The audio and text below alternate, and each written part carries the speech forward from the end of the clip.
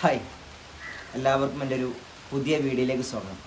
ഞാനിങ്ങനെ യൂട്യൂബ് ഇങ്ങനെ ഇങ്ങനെ അതിൽ ഓരോ റീൽസും കാര്യങ്ങളും വീഡിയോസൊക്കെ ഇങ്ങനെ സ്ക്രോൾ ചെയ്ത് പോകുമ്പോൾ നമ്മുടെ നമ്മുടെ മലയാള സിനിമയിലെ ഒരു കോമഡിയനാണ് അദ്ദേഹം. ഈ അടുത്ത് ഒരുപാട് സിനിമകൾ നായകനാണ് അദ്ദേഹം. സിനിമക്ക് സ്ക്രിപ്റ്റ് എഴുതുന്ന ആളാണ്.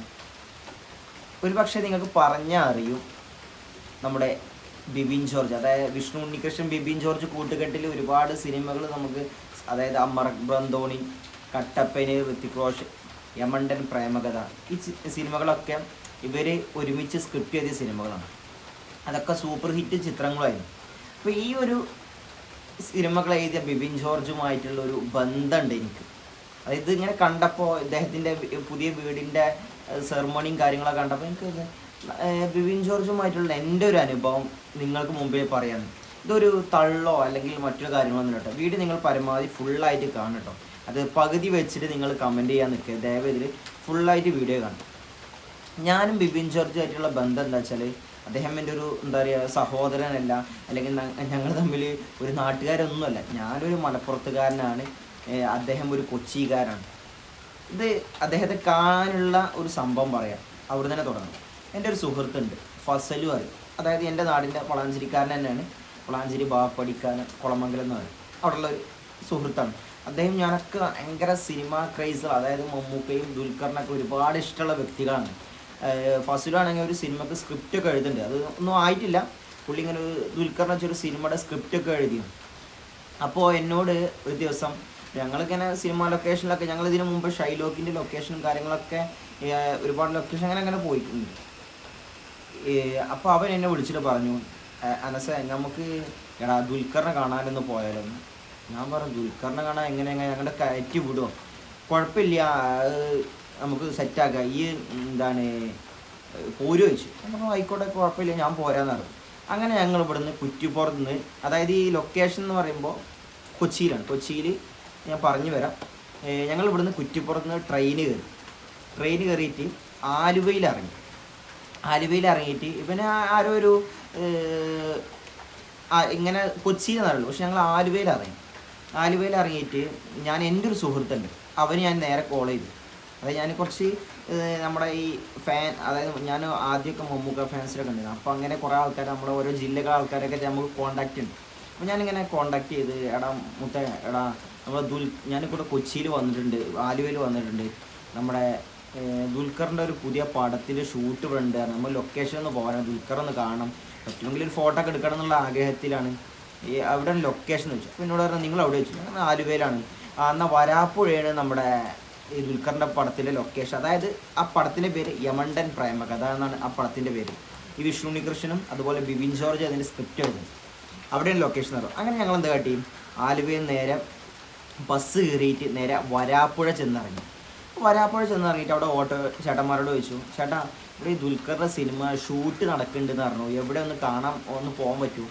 അപ്പോൾ മക്കളെ, നിങ്ങൾ വന്നത് ഓക്കെ, ഇവിടെ ഷൂട്ട് ഉണ്ടായിരുന്നു, പക്ഷെ ഇവിടെ അല്ല, ഇവിടുന്ന് കുറച്ച് മാറിയിട്ട് കടമക്കുടി എന്ന ഒരു സ്ഥലത്താണ് ഒരു എന്താ പറയുക കായൽക്കെട്ടും തുരുത്തും ഒരു എന്താ പറയുക ഒരു ഫിഷൊക്കെ ഒരുപാട് നല്ല എന്താ പറയുക ഒരു കായലും അതിൻ്റെ നടുവിൽ ചെറിയ ദ്വീപ് പോലെ സ്ഥലമാണ്. നല്ല രസമുള്ള സ്ഥലം, കൊച്ചിയിലെ ഒരു ഗ്രാമപ്രദേശം തന്നെ.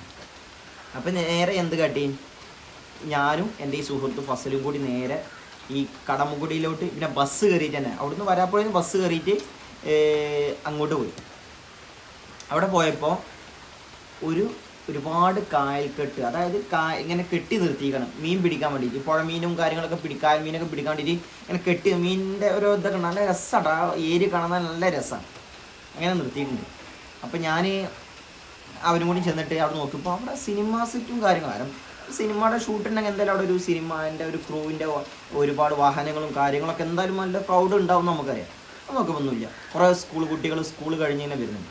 ഞാൻ അവിടുത്തെ ഒരു കുട്ടിനെ വിളിച്ചു, മോനെ എടാ അവിടെ ദുൽഖറിൻ്റെ പടത്തിൽ ഷൂട്ട് ഉണ്ട് കേട്ട്, കടമ ഇവിടെ ഉണ്ട് എന്ന് പറഞ്ഞിട്ട് അങ്ങോട്ട് വന്ന് ഇവിടെ അത് ചേട്ടാ അത് അങ്ങോട്ട് പോയിട്ട് അവിടെ ഒരു സെറ്റ് ഇട്ടിക്കണം അവിടെയാണ്, കുറച്ച് നടന്നാൽ മതി എന്ന് പറഞ്ഞിട്ട്. അപ്പോൾ അങ്ങോട്ട് പോയിട്ടോ, ഞാൻ ഇവനും കൂടി ഫസലും കൂടി അങ്ങോട്ട് പോയി. അപ്പോൾ നോക്കുമ്പോൾ എന്താ വെച്ചാൽ അവിടെ ഒരുപാട് ആളുകൾ തിങ്ങി നിൽക്കുക. സംഭവം എന്താ വെച്ചാൽ നമ്മുടെ ദുൽഖറിൻ്റെ പടത്തിൻ്റെ ഒരു ഫൈറ്റ് സീൻ എടുക്കുന്നു. അതായത് യമണ്ട പ്രേമകഥ ഫൈറ്റ് സീൻ ആണ്. അതിന് മുമ്പ് അവിടെ ഒരു പാട്ട് സീനൊക്കെ ഷൂട്ട് കഴിഞ്ഞിട്ടുണ്ട്. ഒരു എന്താ പറയുക ഉത്സവ രീതിയിലുള്ള ഒരു സംഭവമാണ്. കുറേ ജൂനിയർ ആർട്ടിസ്റ്റും ദുൽഖറും ഒക്കെ ഉണ്ട്. അങ്ങനെ ഞങ്ങളിങ്ങനെ ചെന്ന് നിന്ന്, പക്ഷെ അവിടെ ഫൈറ്റ് നടന്നുകൊണ്ടിരിക്കുക. അതായത് അതിൻ്റെ കാര്യങ്ങൾ പറയാം, ഫൈറ്റ് നടന്നുകൊണ്ടിരിക്കുക. അപ്പം ഞങ്ങൾ രണ്ടാളും ഇങ്ങനെ, അത് ഏകദേശം ഒരു 3:30-4 മണി ആയിട്ടുണ്ട് കേട്ടോ അവിടെ എത്തിയ ടൈം. അതായത് ഉച്ച ടൈമിലൊക്കെയാണ് അങ്ങോട്ട് പോയത്. അപ്പോൾ അതുകൊണ്ട് തന്നെ 4 മണിയൊക്കെ ആവാനായിട്ട്. അപ്പോൾ ഞങ്ങളിങ്ങനെ നിൽക്കുക. അപ്പോൾ ഞങ്ങളിങ്ങനെ നിന്നിട്ട് ഞാനും ഫസിലും കൂടി നിൽക്കുക. അപ്പോൾ ഞാൻ ഫസിലോ എടാ ദുൽഖറിനായിട്ട് ഫോട്ടോ എടുക്കാൻ പറ്റണം, ഒന്ന് കാണാൻ പറ്റുമോ, നല്ല ആഗ്രഹമുണ്ട്, പറ്റുമോ നോക്കട്ടെ, നമുക്ക് നടക്കുമോ നോക്കട്ടെ. അങ്ങനെ ഞങ്ങൾ നിൽക്കുമ്പോൾ ഒരാളിങ്ങനെ തോളത്ത് വന്നിട്ട് ഇങ്ങനെ കൈ പിടിച്ച് ഇങ്ങനെ തോളത്ത് ഇങ്ങനെ കൈ ഇതാക്കി. ഞാൻ വെച്ച് കഴിഞ്ഞാൽ അവിടെ ആരെങ്കിലും മെയിൻ ചെയ്ത്, കാരണം ഒരുപാട് ആളുകളൊക്കെ ഉണ്ട്. വിട്ട് നോക്കുമ്പോൾ നമ്മുടെ ബിബിൻ ജോർജ് ഏട്ടൻ.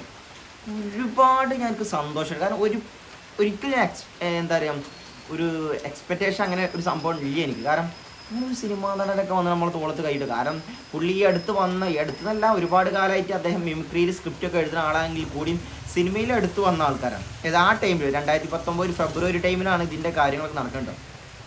അപ്പോൾ എന്നോട് ഞാൻ വെച്ചാൽ ബിബിനേട്ടാ ഞങ്ങളിങ്ങനെ ദുൽഖറിൻ്റെ പടം ഇവിടെ ഉണ്ട് എന്ന് പറഞ്ഞിട്ട് കേട്ട് വന്നാണ്. അപ്പോൾ ദുൽഖർ നിങ്ങൾ നോക്കടാ, ഞങ്ങൾ നോക്കി ദുൽഖർ അവിടെ ഫൈറ്റ് എടുത്തുകൊണ്ടിരിക്കുകയാണ്. അത് നമ്മുടെ ശശി ചേട്ടൻ്റെ, അതായത് മാഫിയ ശശിയാണ് അതിൻ്റെ സ്റ്റണ്ട് കൊറിയോഗ്രാഫി ചെയ്യുന്നത്. അദ്ദേഹത്തിൻ്റെ ഫൈറ്റ് 2-3 ദിവസമായി ഫൈറ്റ് എടുത്തുകൊണ്ടിരിക്കുന്നത്. അപ്പോൾ അതിൻ്റെ ഒരു ടയോടൊക്കെ ഉണ്ടാവും, നിങ്ങൾ നോക്കി പറ്റുവാണെങ്കിൽ എടുക്കാമെന്ന് പറഞ്ഞിട്ട്. എന്നിട്ട് ഞങ്ങളോട് അദ്ദേഹം ചോദിച്ച് എടാ നിങ്ങൾ ഫുഡ് കഴിച്ചോടാ ചോദിച്ചു. അതെങ്ങനെ വെച്ചു നിങ്ങൾ ഫുഡ് കഴിച്ചോടാന്ന്. ഒരുപാട് സന്തോഷമായി. കാരണം നമ്മളൊരു അയൽവാസിയല്ല, അല്ലെങ്കിൽ നമ്മളൊപ്പം ഒരു പരിചയമില്ല. അദ്ദേഹം സിനിമാ നടനാണ്, അതായത് സാധാരണക്കാരൻ ഒരു സിനിമാ നടനുമാണ്. എന്ന് വെച്ചാൽ എടാ നിങ്ങൾ ഫുഡ് കഴിച്ചോടാന്ന്.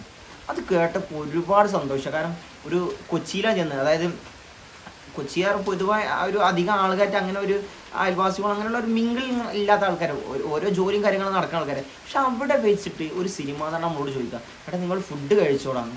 ഒരുപാട് സന്തോഷമായി. കാരണം അപ്പോൾ തന്നെ നമ്മളെ കണ്ടെന്ന് അറിഞ്ഞോട്ട് സത്യം. എന്നിട്ട് എങ്ങനെ ചോദിച്ചു ബിബിനേട്ടാ ഒരു ഫോട്ടോ എടുക്കട്ടെ. അതിനെന്താടാ പറഞ്ഞിട്ട് എൻ്റെ ഫോണും വാങ്ങിയിട്ട് എൻ്റെയും അവന് ഫോൺ വാങ്ങിയിട്ട് ഒരുപാട് പിക്ക് എടുത്തു. ഞാൻ ചോദിച്ചു ബിബിനേട്ടാ നമ്മളെ വിഷ്ണു കൃഷ്ണൻ ചേട്ടന് അവനിവിടെ ഷൂട്ടുണ്ടായിരുന്നു, അവന് ഇന്ന് ഷൂട്ടില്ല, എന്താണ് അവൻ്റെ സീന് കഴിഞ്ഞിരിക്കണ്, അവന് ഇനി അടുത്ത സീനുള്ളൂ, അവന് ഇതുവരെ ഉണ്ടായിരുന്നു, അവന് ഇടയ്ക്ക് വരും, വീട് അധികം ദൂരം. അതായത് ഇവരൊക്കെ വീടുകൾ ഇവിടെ അടുത്ത് തന്നെയാണ്, അതായത് ഈ ആലുവ ഈ ഏരിയയിലും കൊച്ചിയിലും ഒക്കെ ഏരിയയിലാണ്.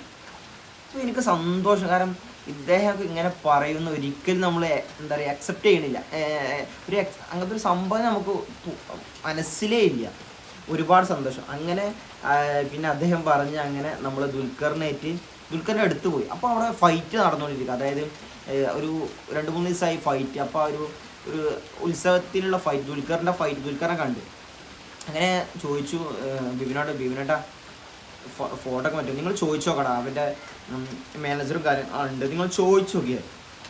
അപ്പോൾ എന്താണെന്ന് വെച്ചാൽ അദ്ദേഹത്തിന് ദുൽഖറിന് ഒരുപാട് ഈ ഫൈറ്റ് എടുത്തിട്ട് അദ്ദേഹത്തിന് തന്നെ ഒരു ബുദ്ധിമുട്ട്. കാരണം ഈ ഓപ്പോസിറ്റ് നിൽക്കുന്ന ഒരു വില്ലൻ ക്യാരക്ടർ ഉണ്ട്, അത് ഈ അസിസ്റ്റൻ്റാണ്, അതായത് ഈ മാഫിയ സാറിൻ്റെ അസിസ്റ്റൻ്റാണ്.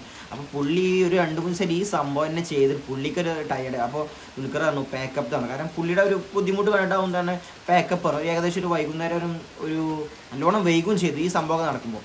അപ്പം പിന്നെ അങ്ങനെ പോകുമ്പോൾ അദ്ദേഹം മടങ്ങി പോകുമ്പോൾ ഇങ്ങനെ പിന്നാലെ ചെന്നു, ദുൽഖറിന് പിന്നാലെ ചെന്നത് അദ്ദേഹം ഡ്രസ്സ് മാറാൻ വേണ്ടി അദ്ദേഹം ഒരു കൈലി മുണ്ടും അദ്ദേഹത്തിൻ്റെ ആ സിനിമയിൽ ഒരു കളർഫുൾ ഷർട്ടൊക്കെ അതൊക്കെ മാറി അദ്ദേഹം ഒരു വൈറ്റ് ടീഷർട്ടും ഒരു ജീൻസൊക്കെ ഇട്ടിട്ട് അദ്ദേഹം വന്നു. ഞാൻ ചോദിച്ചു കുഞ്ഞിക്ക ഒരു പിക്ക്, അതായത് കുഞ്ഞിക്ക എന്നല്ല നമ്മൾ ദുൽഖറിനൊക്കെ എല്ലാവരും വിളിക്കല്, കുഞ്ഞിക്ക ഒരു പിക്ക് എടുക്കാൻ പറ്റും, എന്നാൽ ഫോൺ കാട്ടുകയാണ്. എനിക്ക് അതേപോലെ സന്തോഷം. അദ്ദേഹം പറഞ്ഞു എന്നാൽ ഫോൺ ഞാൻ ഈ കഥ മുന്നേ പറയണം. അദ്ദേഹം എൻ്റെ ഒരു പഴയ ഒരു ലോക്കൽ എൻ്റെ ഒരു വിവോൻ്റെ ഫോണിൽ അന്ന് എടുത്തൊരു ഫോട്ടോ ഉണ്ട്. ഞാൻ എൻ്റെ ചാനലിൽ മുമ്പത്തെ വീഡിയോ എടുക്കും. അപ്പോൾ ഞാൻ പറഞ്ഞതെന്ന് വെച്ചാൽ ഈ ബിബിൻ ചേട്ടനുള്ള അത്, കാരണം അദ്ദേഹം തോളത്ത് കൈയിട്ടിട്ട് ചോദിച്ച ചോദ്യമുണ്ട്, നിങ്ങൾ കഴിച്ചോടാന്ന്. അതൊന്നും എല്ലാവരും ചോദിക്കുന്ന ഒരു സംഭവമല്ല. അത്രത്തോളം ഒരു ഡൗൺ ടു എർത്താണ് അദ്ദേഹം എന്നുള്ളത് കാണിച്ചിരാണ്. എന്തായാലും അതിന് ശേഷം എനിക്ക് അദ്ദേഹത്തോട് ഒരുപാട് ഇഷ്ടം തോന്നിയിട്ടാണ്. പിന്നെ എനിക്ക് ഭയങ്കര ആഗ്രഹം ഉണ്ടായിരുന്നു അദ്ദേഹം ഇപ്പോൾ ഒരു കൊച്ചിയിൽ, ആലുവയിൽ, അതുപോലെ തന്നെ കളമശ്ശേരിയൊക്കെ അദ്ദേഹത്തിൻ്റെ ബിരിയാണി സ്പോട്ട് തുടങ്ങി. അവിടെ പോയിട്ട് ഫുഡ് കഴിക്കാൻ ഭയങ്കര ആഗ്രഹമുണ്ട്. എന്തായാലും അധികം വൈകാതെ എനിക്ക് അവിടെ പോയിട്ട് ഫുഡ് കഴിക്കണം. കാരണം അത് ടേസ്റ്റ് ഉണ്ടോ ടേസ്റ്റ് ഇല്ല അങ്ങനത്തെ അല്ല. കാരണം അദ്ദേഹം ചോദ്യമുണ്ടല്ലോ, നിങ്ങൾ ഫുഡ് കഴിച്ചോന്ന്, ആ ഒരു ചോദ്യം വളരെ എന്താ പറയുക നമുക്കൊരു അത്രത്തോളം ഒരു സന്തോഷമുള്ള കാര്യം.